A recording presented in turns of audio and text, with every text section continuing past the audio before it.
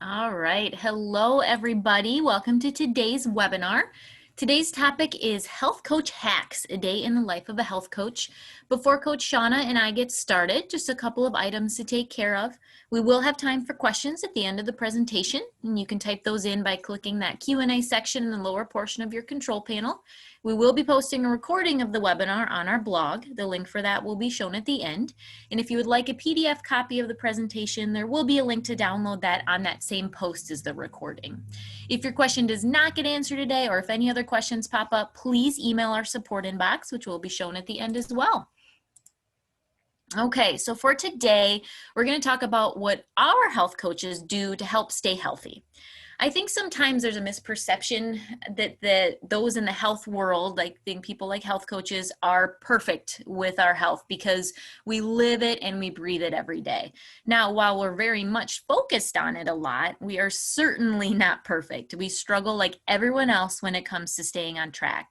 So we decided to come up with some different tips and tricks or hacks that we use in our own lives to hopefully give you some ideas to help take some small steps for your own health. We're going to break it up into the 4 big areas: exercise, nutrition, stress, and sleep. Some of these are going to be ones that you have heard before, so they can serve as a good reminder to actually do them.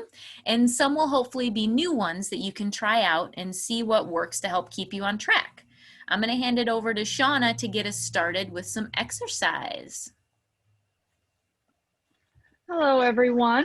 Like Shelby mentioned, we're going to start with the exercise quote hacks or tips that can hopefully help you stay committed to those wellness goals.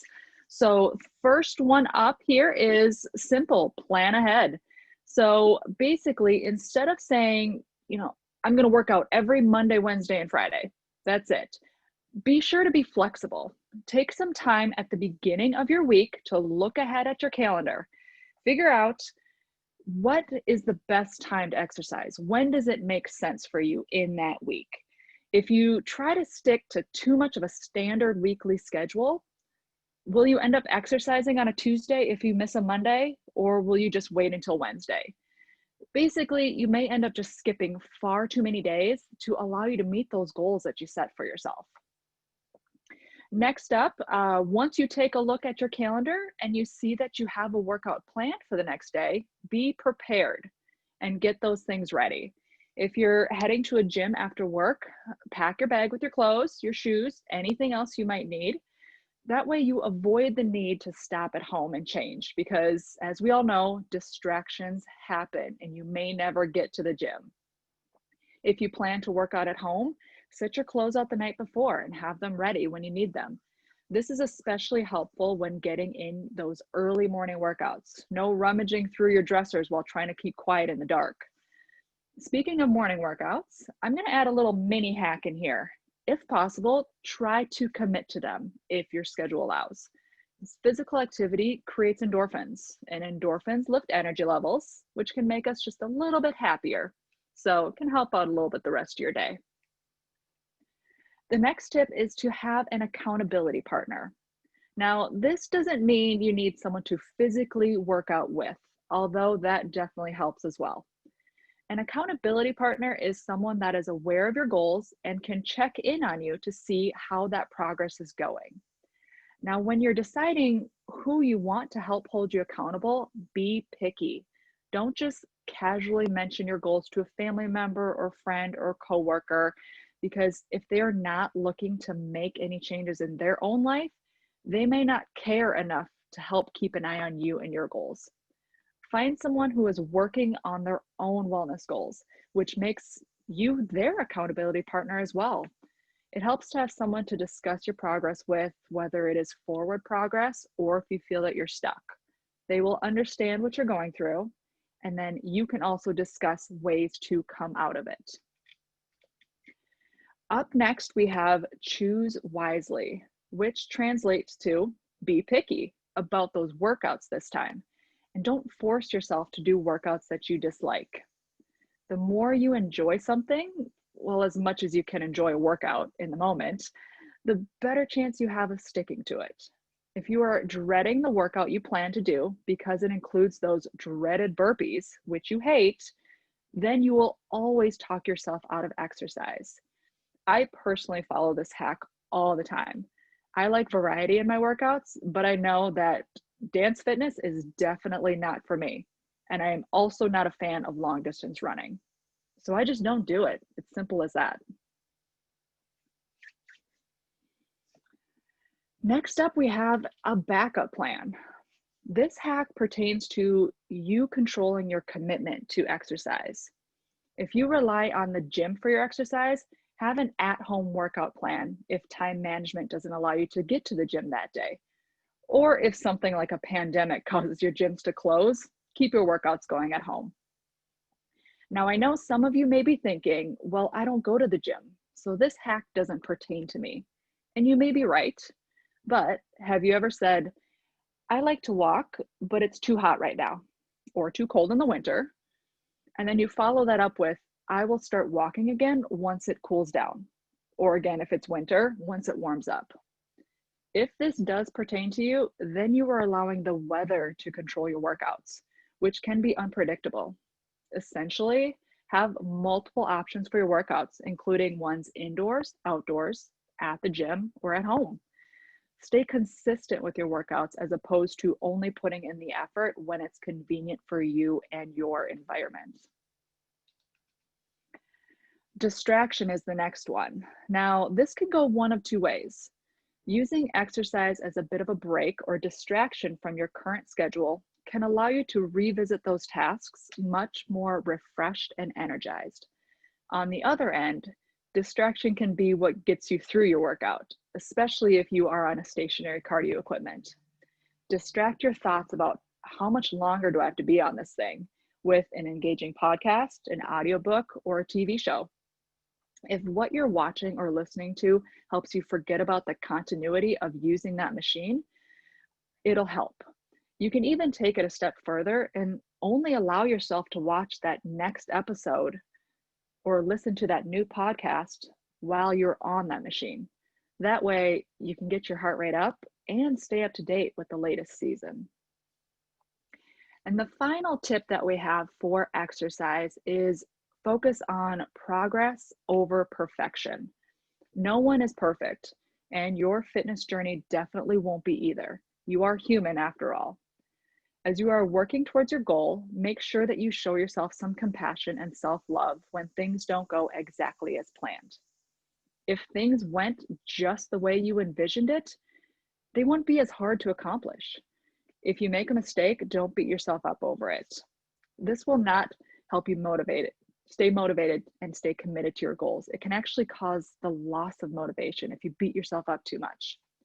When things don't happen the way you hoped, take some time to reflect on it and figure out what could you do differently to help you get back on track and to avoid making those same mistakes again.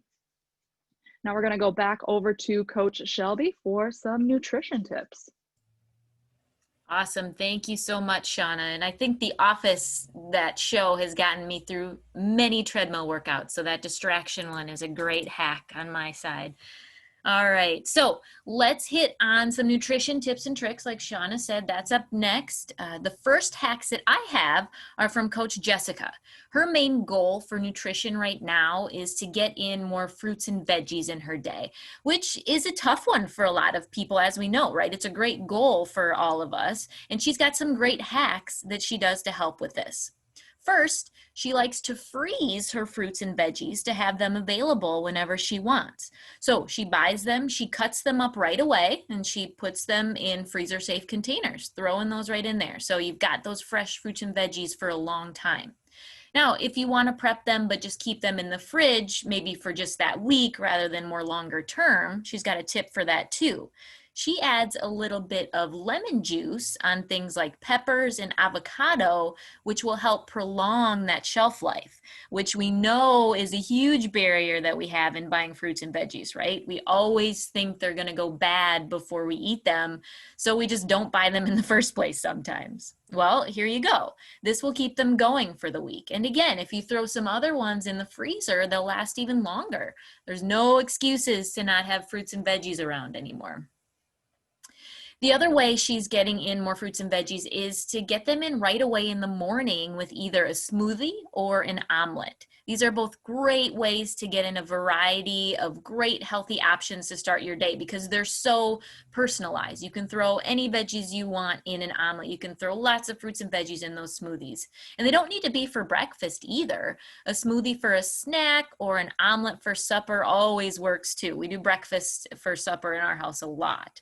But thinking about ways to incorporate fruits and veggies, more so veggies probably for a lot of us, right, into other foods and sneaky ways to kind of get them in makes it so much easier to try and hit that 5 servings per day. So these are a couple hacks for you to keep in mind. And to get you started with some ideas, here are a couple recipes for you. This first one is just a green smoothie. It's got great healthy fats with avocado and ground flax. And then you've got that nutritious spinach and cauliflower. Put some dates in there and some bananas for sweetness. And then they use almond milk, but you can use other types of milk if you prefer. Now, if you want the slides to this, we will have them on our blog, so don't start writing furiously. Just know you can download these after the webinar is posted.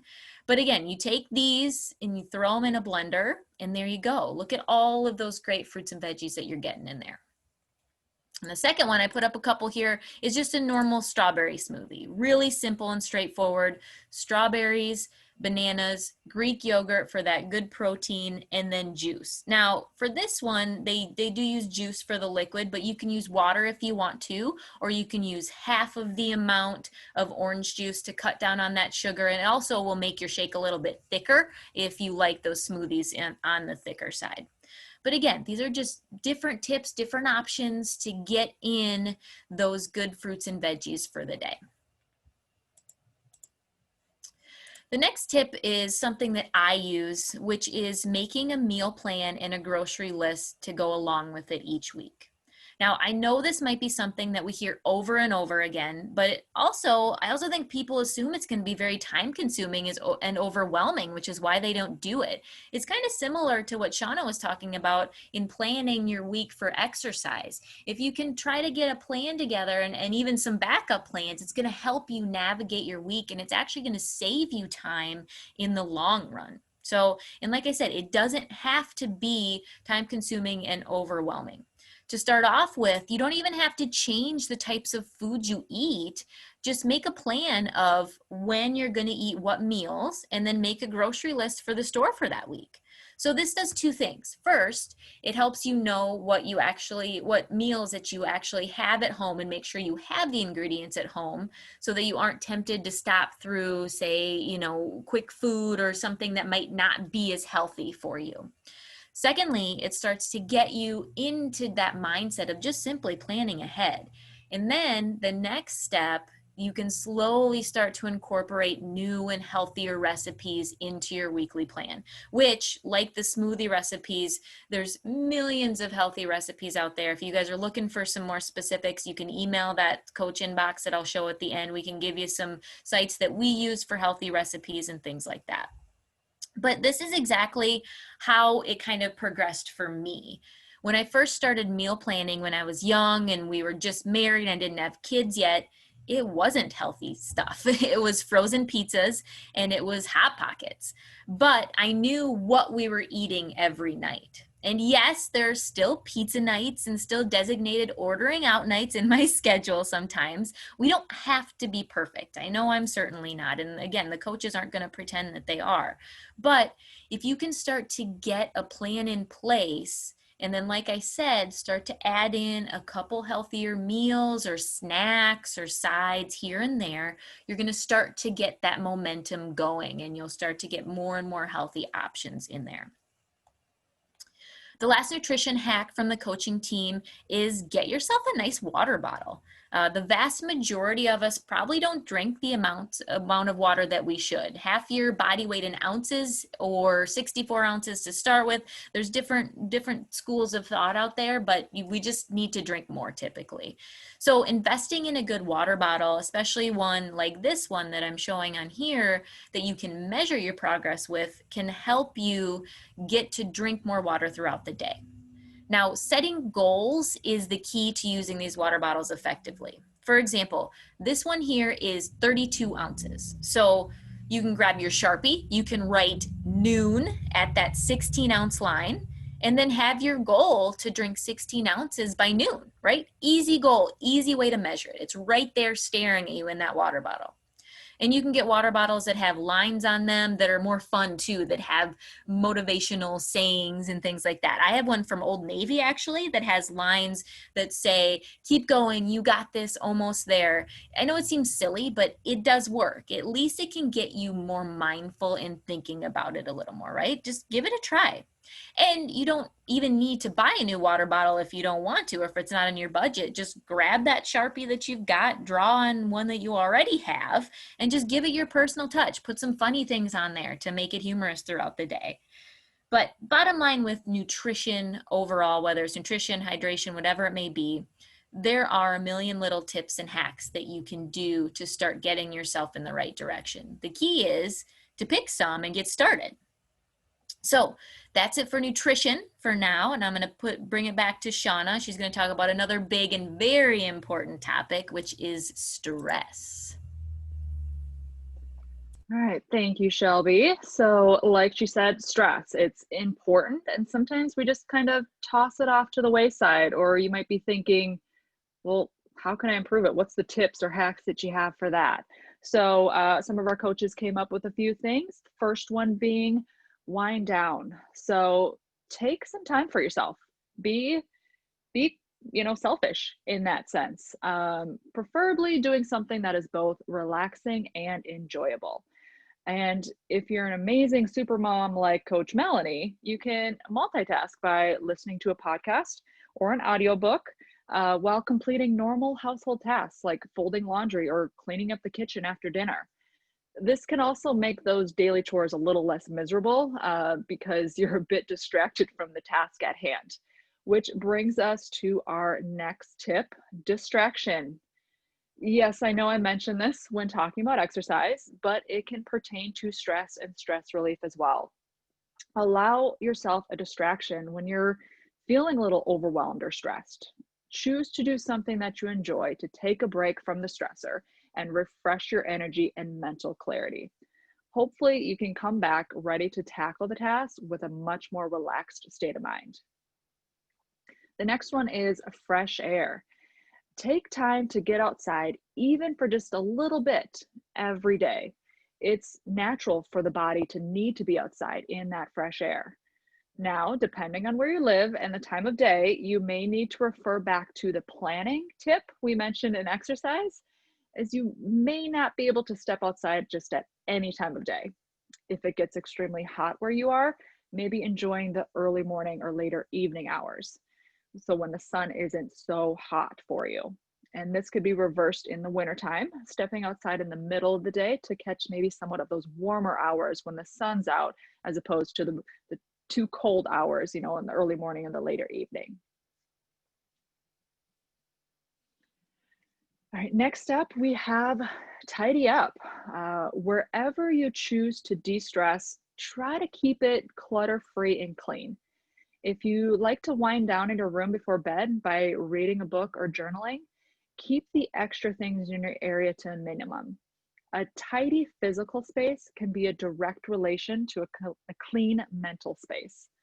You don't want to be trying to relax and then start thinking about the laundry that you need to fold, or the pile of clothes sitting at the end of the bed that you did an awesome job of purging through your closet and plan to donate, but now it's just sitting there. Take care of those things prior to your de-stress session, or you may not actually get that intended relaxed feeling that you're looking for. And the final stress tip that we have, something that I mentioned briefly in the previous one, was using a journal, maybe as a way to wind down. But don't stress out about it. You can use a journal to write down anything that you want. One thing to think about when jotting a few things down is maybe thinking about what you are grateful for that day. This is something that Coach Ashley started within the past year, and she raves about it. A daily gratitude could be something as simple as, hey, I had all green lights on the drive home, no red lights. That felt good. or maybe something deeper of a good friend reaching out, knowing that you had a crazy busy work week and you're just spent and they want to see how you're doing. Now, gratitude journaling might not seem like too big of a deal, but studies have actually shown that focusing more on what you are grateful for as to what things make you happy can actually improve your overall mood long term. So if this is something that you're interested in, start slow, maybe with those 3 things, and then work your way up to 10 if possible. Awesome. Thank you so much, Shauna. And that's going to kind of piggyback on our last topic here, which is sleep. A lot of things that you can do for stress will help you sleep better as well. But I'm going to add to that a little bit. So, the first hack that the coaching team uses for sleep specifically is keeping the same schedule. I feel like we've talked about schedules and planning ahead a lot today. So, can you tell that we think that that's an important thing to do? Now, again, this one can be hard to keep the same schedule for going to bed, but it can be a huge deal when it comes to getting better quality and quantity of sleep. If you can do the same routine, so things like reading, taking a bath, doing meditation, journaling, do a grateful journal like Shauna just mentioned, and then go to bed at the same time if possible. If your job or situation makes it so you can't go to bed at the same time, there's lots of different reasons why we may not be able to. But if you try to keep that same routine, like doing the meditation or journaling, doing something of that similar routine as much as possible, no matter when you go to sleep, still doing those same actions, that will still help trigger your mind and your body that it's bedtime. It can help you fall asleep a little bit quicker. The next tips are in an effort to keep bedrooms as dark as possible. Some of the coaches use blackout curtains. Some of us use eye masks if they can't keep out the light from their windows. Whatever you can do to lessen that light is going to help your quality of sleep. Sound is another thing that can affect your sleep, and using noise machines or fans are something that I, along with some of the other coaches, use as well. If you can drown out some of those bigger noises that happen, it's going to help you stay asleep, right? Makes sense. This is especially helpful if you're one of those that works different shifts or works nights and have to try to sleep during the day when there's typically more noise, more traffic, that type of thing. So having that white noise, or like I said, just a fan even, can help keep those big noises out of yourself. Now, the next hacks are mainly for you rather than your environment, actions that you can take. The first one is hard for me personally, but some of the coaches are really, really good at it, and they're better off for it. Don't press the snooze button.